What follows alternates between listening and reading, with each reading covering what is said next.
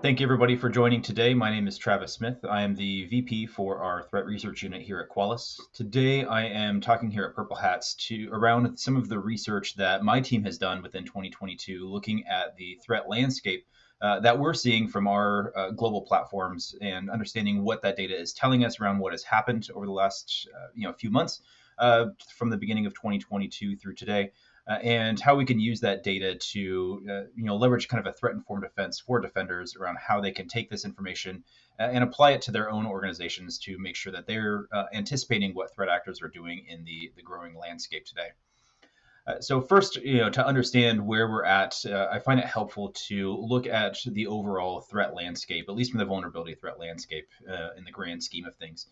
When the MITRE and the NVDs first started publishing vulnerability data back in 1988, that data really wasn't, not a lot of vulnerabilities were coming out, in the early stages. As you progressed over the few years, that number of vulnerabilities, that is the overall known data set of vulnerabilities known to us as defenders, is quickly approaching 200,000. As we're sitting today in 2023, I anticipate that the number of vulnerabilities should surpass that 200,000 number, within the next few days to weeks. So there is a mountain of vulnerabilities that are out there. However, not all vulnerabilities necessarily are created equal. There's only a small subset of those that are actually going to introduce the most risk to a organization. And the way that those introduce risk is by, us as defenders, or the security professionals, having understanding around that these are the vulnerabilities that have been exploited or abused or leveraged in some various ways. And there's various ways that we can take a look at that. So from the Qualys perspective, there are a handful of vulnerabilities, or at least intelligence data points, that we are looking at to help prioritize and kind of score and assess the risk of these various vulnerabilities. The first of those is that the vulnerability has been reported in some way to be vulnerable. So, when the actual whoever published that vulnerability has mentioned that there could be potential for remote code execution or lateral movement, or whatever that potential vulnerability is exposure to, that's only roughly a third of those vulnerabilities. Even smaller is ones that actually have some type of weaponization available, something that would be available on exploit DB, or there's another popular way is publishing to GitHub or other public repositories, in which somebody like you or I can go and download that exploit code, leverage it, and use that threat actors in nefarious ways, but us as red teamers or defenders testing our systems. Even smaller few is the ones that we actually are seeing evidence of exploitation being abused in the wild. So those that are exploited by malware, just roughly only 1,000 vulnerabilities are built into malware toolkits themselves. One of the popular ones for vulnerability management programs to take a look at prioritization is the CISA known exploited vulnerability catalog list, in which that number is growing every single day. This number of 868 was just as the end of 2022, but even today, as we look into 2023, every day, roughly every week, definitely there are new vulnerabilities that are being added to that list. And then finally, we have the ones that are associated with specifically named threat actors. So the process of attribution has gone through, and there's only roughly 400 or 500 of those vulnerabilities that are leveraged by named threat actors, and then a small subset of those that are leveraged by ransomware, because ransomware is a prime topic within the security industry itself. Which is that subset of the 1,000 or so vulnerabilities that are exploited by malware. We take a look at the ones that are named as well, because those get a lot of press and attention. Those are the Kardashians of the vulnerability management threat landscape. Your Log4Shell, your Heartbleed, your Shell Shock. Those they get a lot of notoriety, but not often those are necessarily causing the most risk. Sometimes we'll see that those are the ones that are just being talked about researchers to try to get to their 15 minutes of fame or so far. So what we did is we took this data here from as Qualys is a vulnerability company around what did we see in the last within the 12 months of 2022, as I mentioned. So we can take that same little level of data set and kind of see what that looks like over the course of that those few months. So 25,000, roughly a fourth of the known vulnerabilities were released just last year alone. So there is an exponential growth since roughly 2017 or so, when MITRE started pushing out their CNA programs. So there's a lot more certified naming authorities that can actually publish vulnerabilities. So there's a lot more avenues where these CVEs can get published. But even fewer SU, there's even a smaller subset of vulnerabilities that are leveraged the year that they are released. So only 159 or so vulnerabilities which were published in 2022 or actually began to be leveraged by either malware, threat actors, or in some different way within very quickly within that realm. There is that other subset of vulnerabilities which were began to be leveraged or exploited for the first time within 2022, which were published previously, right? And that number is probably closer to I think that's around 700 or 800 vulnerabilities that were brand new, either exploit being available or was added to the CISA known exploited vulnerability list. We had attribution to a named threat actor, so on and so forth. But the scope that we wanted to take a look at is what are these things that are being published this year that threat actors are rapidly trying to take a look at, address, and exploit within their environment. So we took anything that was from this 159 number all the way to the right. So the weaponized, the CISA known exploited vulnerability list, the malware, ransomware, all those, and look at how often are these, what are the detection rates that we saw from these vulnerabilities, how quickly are those being remediated. So what is the viewpoint from defenders? But on the flip side, also, what does that look like from the threat actor side of things as well? We're going to see how quickly they're leveraging them and kind of figure out what that delta looks like from both sides. So at a high level, on average, the time to weaponize, so how quickly threat actors are going through and leveraging vulnerabilities that were released, that same year, took roughly 19 and a half days. And that's, there's some disparity amongst some of the intelligence categories that I was talking to before around how quickly that would happen. So we can see the chart on the right, the blue line of the time to weaponize, so the number of days it was taken to weaponize. We can see it takes quite a bit of time for a threat actor to actually build a exploit into a piece of malware or ransomware into that toolkit to leverage in some type of automated way. Where those numbers start getting skewed is when you have a human operator, behind that. So you have your named threat actors, that we can see the CISA This is where your 0 days come into play, and they really start driving that number a lot lower. So when a human is doing it, this becomes very quickly. But when they try to automate it and build that into their toolkit, it becomes a little bit slower, which is kind of inverse around how defenders or threat actors work. And I can talk to that in just a minute.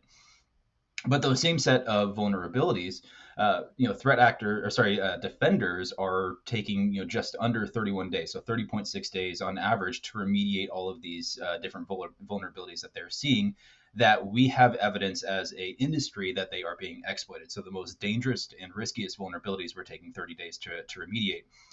Even more dangerous still is that on average, if we look at how many of these vulnerabilities we're seeing in the industry.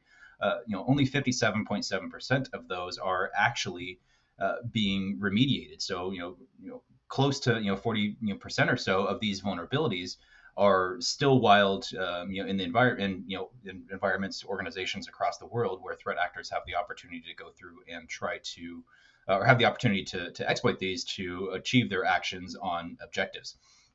So we can kind of take a look at how that typical vulnerability lifecycle plays out for organizations. Day 0, you have your vulnerability disclosure. This is when the actual CVE is published, not when it's actually discovered. Sometimes that is, that day is the same day. Oftentimes when, us as good guys and defenders and researchers find vulnerabilities, that, the time when we discover that vulnerability to when it's disclosed can be, weeks, months, years even, to give the software vendor time to patch that vulnerability. But we take that as the day that the vulnerability was discovered disclosed to the public when they know about it. This is when the starting point of when defenders could potentially go forth and try to patch that vulnerability should that patch be available that same day. On average, as I mentioned, that the time to weaponize is within 19 days. That's when we have evidence of that as a industry. Obviously we can know that the weaponization is going to happen maybe slightly before that, because we don't know the exact moment in time when something was weaponized or when a threat actor was going to start using a vulnerability. If we kind of look at how old a vulnerability is when it's added to the CISA known exploited vulnerability list, so this is when we actually have evidence that has been provided to a authoritative source of when a vulnerability was exploited. That was in 27 days. So the vulnerability was 27 days old on average when it got added to the CISA known exploited vulnerability catalog. Their guidance from the CISA organization is to patch a vulnerability within 21 days. So that vulnerability would be 48 days old by the time that an organization would want to go forth and try to patch that vulnerability. So the good news being that the organizations, they're patching within 30 days, so which that's great news. So by a compliance standard or mandate, we are was 18 days ahead of when a vulnerability should be patched. So that's great news.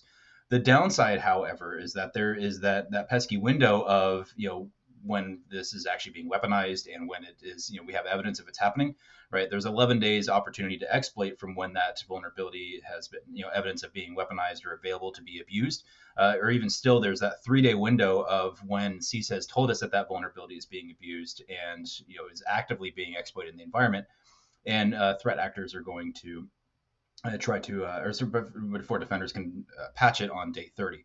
So if we can take this, there's a few things that are within our control as defenders and for those of us that are trying to secure an organization, right? So that that average patch date, we can try to push that down as low as possible, to try to move that. We have zero control over how quickly something is weaponized, how quickly threat actors are trying to leverage these vulnerabilities in the wild. But if we can get that number closer to 27, closer to 19, shrink that time to exploit a lot smaller than what they have today, we can shift the scales in our balance as defenders to try and prevent some of the breaches that we're seeing highlight in the news cycles today. So we're trying to understand around what was causing organizations to patch slower, patch quicker, and we looked at some of the various ones we can see here. And one thing really was highlighted is that threat actors, or at least the vulnerabilities that named threat actors were leveraging, were patched much quicker, right? And that was patched in 20 days. So that was actually really close to that 19 days, which is really good. The problem, though, is that the association of doing the attribution of a threat, actually saying that this is the named threat actor, your pandas, your bears, or whoever that would be, is exploiting a vulnerability. That process is very time consuming, and that attribution typically happens in 95 days. So the fact that a vulnerability is associated with a named threat actor isn't causing organizations to patch more quickly. There's something else to that, which is why we're trying to, or why organizations are patching a little bit quicker. So we tried to take a look at what that looks like from the overall patches. So what we're seeing here is kind of a scatter chart of the weaponized vulnerabilities that we took a look at that were within the scope of our report for 2022. So along the bottom we can see the how old the vulnerability is, so the days since the CVE publication. As we can see, from day 0 on the bottom left is something that was published very closely towards the end of the year, versus all the way on the right closer to the beginning of the year in January, versus the left being how the higher it goes in the chart, then that's the percentage that it has been remediated. So we can see here that there's really no rhyme or reason or any kind of inference that you can tell around trying to make sense of the scatter chart of how quickly vulnerabilities are weaponized. Are they, did they, get patched earlier or later, or is there anything that's driving this up? So there had to be something, a reason why that would be. So we took a look at the top detected vulnerabilities. We looked at what is just the number of just pure detections. So what is the scope of these vulnerabilities we see across the world?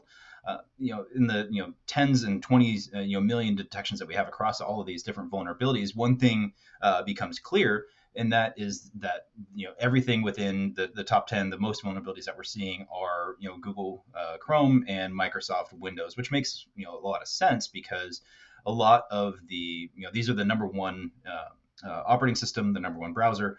We expect to see these a lot in the environment. So the fact that we're seeing a lot of these is going to start skewing those detection numbers at a high level. And we see some of the MTTR, which is we call the mean time to remediation, is very quickly for some of these vulnerabilities, right?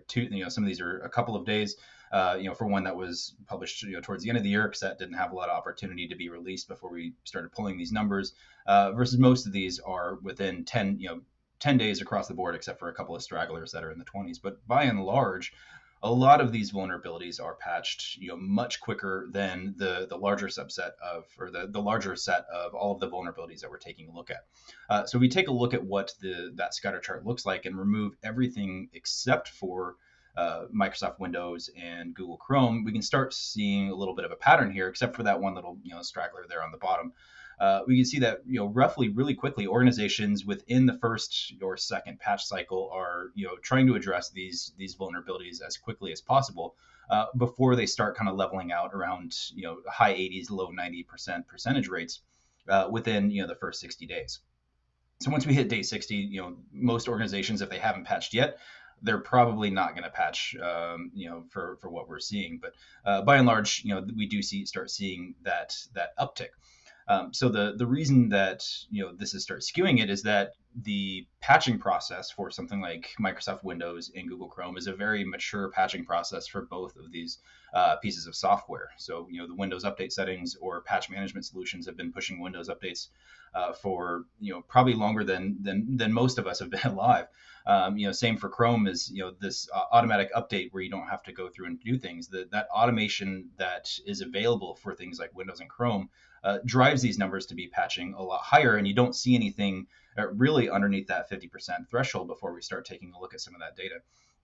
So if you skew this, look at specifically something for Windows and Chrome, we can see that roughly at a high level, something like Windows and Chrome is patched twice as often and twice as fast. And it doesn't matter really what data set or how you try to skew that from the various threat indicators that we have, right? If we looked at some of the ones before of weaponized things that are named, CISA unexploited vulnerability list associated with threat actors, most of these are patched, like I said, twice as fast and twice as often. And again, the reason that comes down to the difference between something like Windows and Chrome versus a lot of the other weaponized or I guess exploited software that we're taking a look at is that automation piece that we're seeing, and we can really tell that automation is key. So we wanted to take a look at what do these numbers look like for automation for vulnerabilities which have the opportunity to have a patch automatically deployed in some way. So it's something through Windows Update, a patch management solution, SCCM, those types of things. And we can see split those ones that are automatable versus the ones that are manual. And what we can find is that again, it's not roughly that 2x rate, but there's an 89.5% improvement in patching rates for those patches, which can be deployed automatically versus and a 43% improvement in speed. So we can see the numbers over here on the right of the green bar being what's the patch percentage rate of the automated patches are actually deployed roughly 75% of the time versus the manual patches, the ones you have to download the that actual that update file, apply it, upload it to a router, reboot the router. That causes downtime. There's a lot of manual processes. Those are only patched 40% of the time, and that plays out with the speed as well, right? And the red being how quickly that happens. For automated, you want that number to be as low as possible, as roughly 29 versus a little over 50 for those manual patches that need to go out.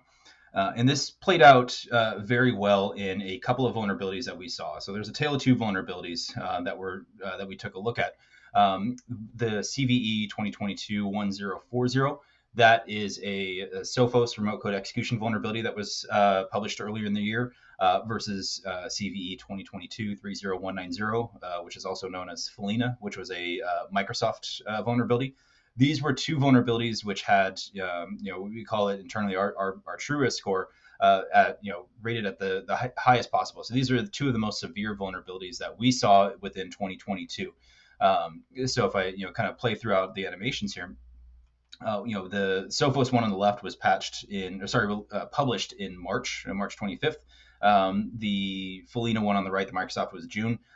Very high, 100 out of 100. That's our rating scoring. The most critical ones, two of a very small subset of vulnerabilities that had that highest severity score for us. The patching time for Sophos that we're seeing was roughly 70 days versus 28 days for Microsoft. So definitely more than twice as patched twice as quickly, twice as fast. Versus the actual how much it's patched, the patching rate, which is nearly 3 times, right? 34% patched for the Sophos RCE versus that like I said, steadying around 90%, 91.21% for the Windows vulnerability.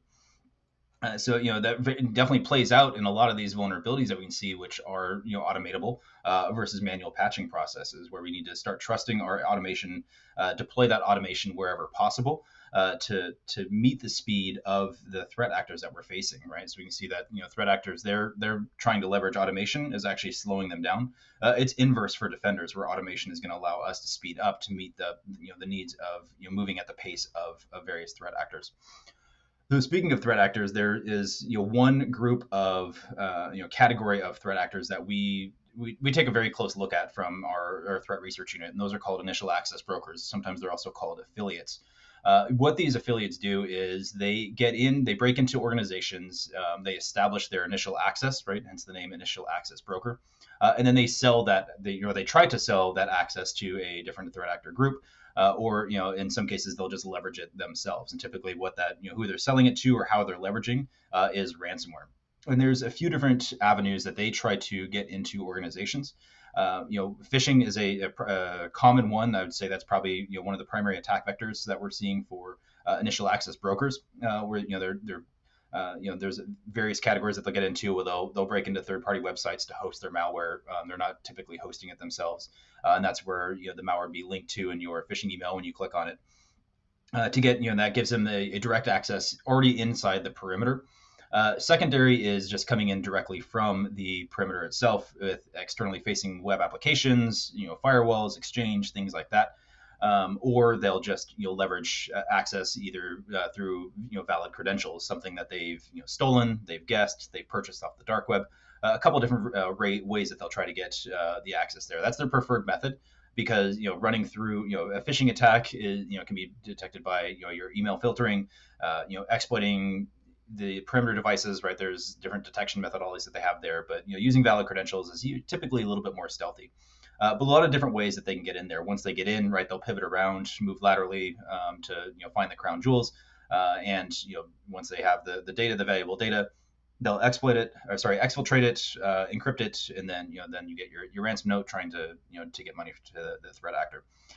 So knowing that there's a couple different ways that they can get in from the perimeter side, is looking at the web applications and things like that, and wanted to know what is the primary way that initial access brokers, who is a very there's multiple groups that are doing this today, and it's growing at a rapid rate. How are they getting in, and how does that tie to the threat landscape that we're seeing?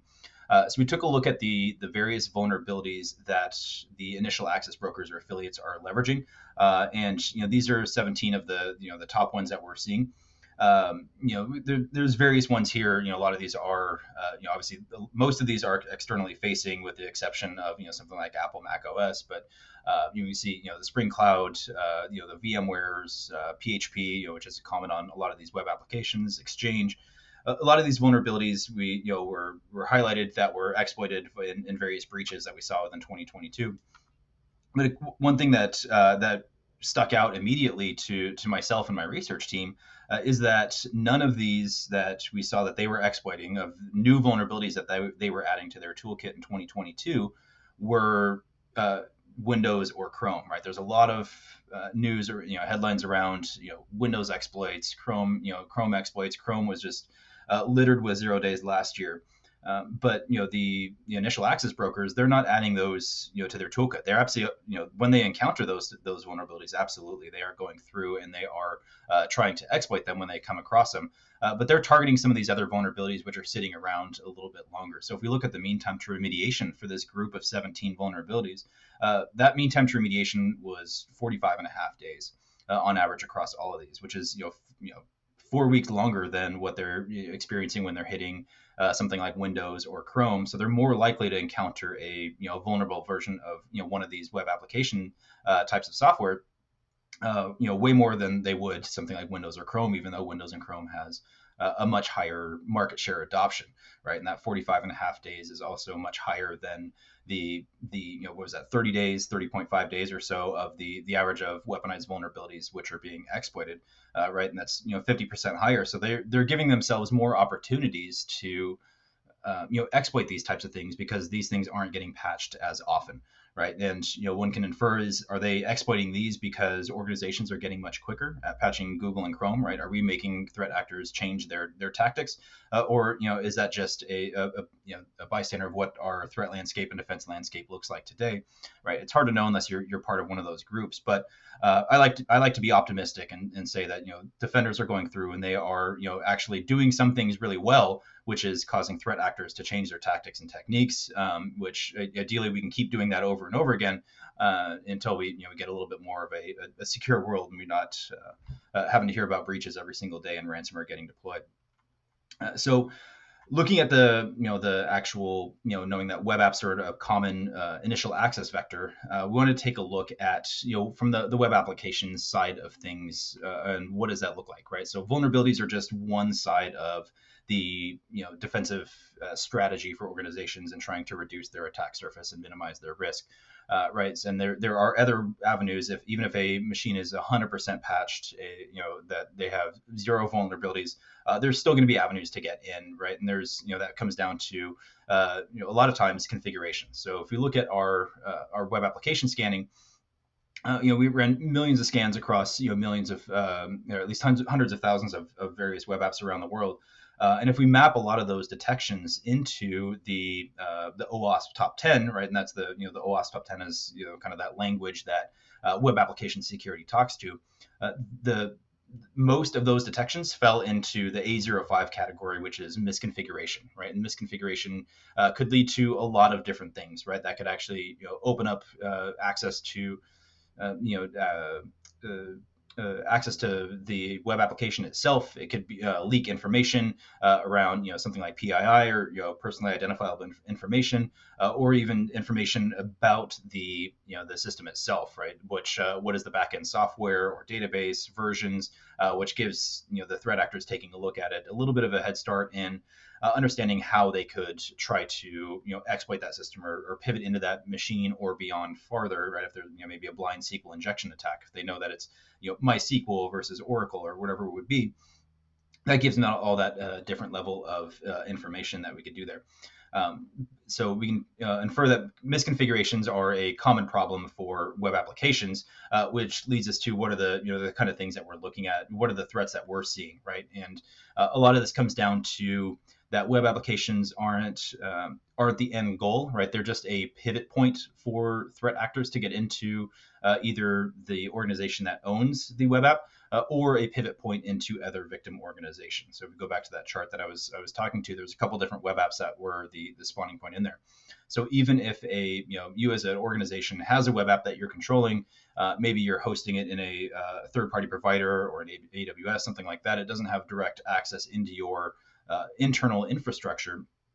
That might not be that the organization is trying to use that as a pivot point into your organization. Oftentimes you can see that a web app for a legitimate organization is exploited not as that victim being that the organization that owns that web app being the intended victim, but that web app becomes then a pivot point for threat actors to move off into other organizations. So if a threat actor is able to, for example, write a malicious file, write a piece of malware to your application, or sorry, to your web app, and it host it on your machine, when they can then use their phishing attack and link to your website to that malicious file, where the perimeter devices would trust your organization's website more than the infrastructure that was owned by a threat actor, right? Because we can see that if they own their own C2 and their own their hosting for files and things like that, threat intel is very quickly at picking that up and can be blocked.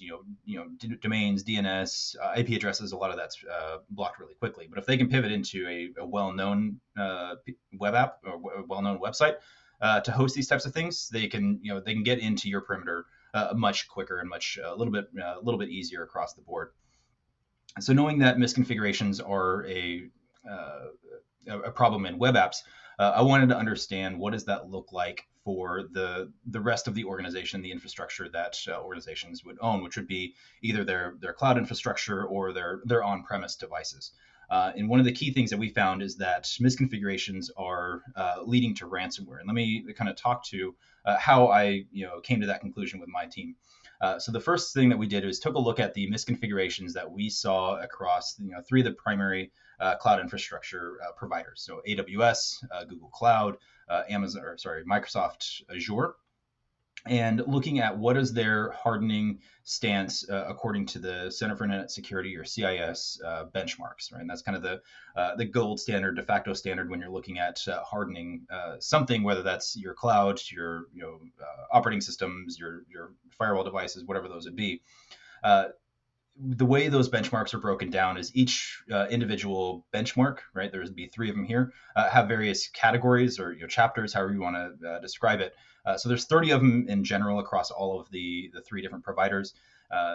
Obviously Azure, we can see has quite a few more on the right there. But each of these individual categories, what we're seeing here is what is the overall pass rate for the categories, the test within each of those categories. So we can see very familiar names. For example, Amazon S3 is one of them here, which, if we look at the various controls that are in the Amazon S3, they're failing more than 50% of the time. So, more often than not, controls that are associated with S3 are failing.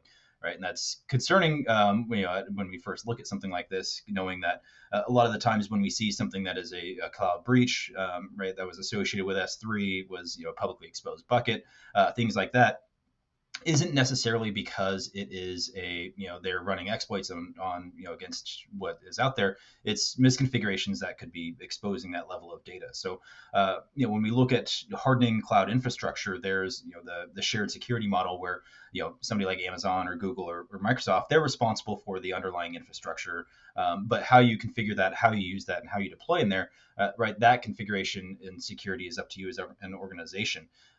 So across the board here, there's 17 categories which are failing more often than not. So we can take a look at what does that mean from a threat landscape, right? Before I do that, let me talk to you a little bit about what that looked like from the on-premises, where we look at something like Windows and Linux and things like that. We looked at the top failing controls across Center for Internet Security benchmarks, as well as DISA-STIGs. So the DISA-STIGs would be the counterpart for public sector government type organizations, but both hardening benchmarks. And looked at the top failing controls, and the top 10 categories that we were seeing fell into one of these 3 buckets, which was password hygiene. So things like your password complexity, length, history, those types of settings. User permissions, which would be around, a lot of this was around user access control on Windows, was very common, or Windows update settings. I'm not as concerned about something like the Windows update settings because organizations aren't necessarily always relying on the built-in Windows update settings to deploy tools. They'll have secondary systems like Windows SCCM or a patch management solution to try to deploy these patches. The more concerning ones here would be something like password hygiene and user permissions, in which something like password, where a weak password would allow organizations to break in, brute force a password, or steal it if they don't, and continue using it if they don't have the password history type settings on there, or so should a threat actor actually gain access to an environment, the user permissions is critical when we're looking at preventing escalation of privileges, and especially things like lateral movement would fall under one of these user permission buckets. But what this means to organizations, right? We all know that password is important. We want to prevent limit user permissions to prevent malware. We're doing that. We can take a look at something that the MITRE organization did for their Center for Threat Informed Defense, in which they were mapping these types of hardening benchmarks and controls to the MITRE attack technique. So we took a look at what that mapping looked like. So from the cloud, and looking at all of those categories that were failing 50% of the time or greater, so failing more often than not, the MITRE attack techniques that were there, more often than not, was one of these 3. So these are the top 3 techniques that we saw for the cloud configuration, which would be exploitation of remote services, data destruction, and data from a cloud stored object. And the way that I describe this is the 3 E's, which is exploitation, encryption, and exfiltration. If we look at that on the on-premise side, the 3 that bubbled up to the top across all of those failing controls that were failing more than 50% of the time was brute force, remote desktop protocol, and abuse elevation control mechanism, or another way to escalate your privileges, which is a common attack vector for something like an affiliate or initial access broker, which they are getting in via an exposed application or system, something like RDP. which they could potentially brute force. They get in, they elevate their privileges, they move laterally until they can actually achieve their action on objectives. But either one, for both of these, they're both telling the story of ransomware, right? If we're looking at exploitation, encryption, and exfiltration, or of how that's how ransomware works, or something like the on-premise of what are the tactics and techniques of how they get in to actually deploy it. Both of these are telling us that misconfigurations are a leading enabler for ransomware operators to continue being a problem in the industry today, right? It's not always a vulnerability or an exploitation that's happening, right?